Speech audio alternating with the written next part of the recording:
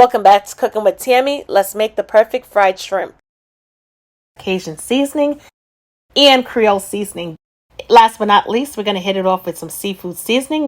Grab a bowl and add some buttermilk along with our hot sauce. Let's get in there, mix it up really, really good. To our flour and cornmeal, we're going to add some seafood seasoning, Creole seasoning, Cajun seasoning. Forget the utensils, right? Mix it on up really good. Toss that flour around. We're going to take our shrimp, add it to the buttermilk mixture. Remove it from the buttermilk, place it into the dry mixture. And we're going to place it in the refrigerator for about 10 minutes because we want our batter to remain on the shrimp once we start to fry it on up.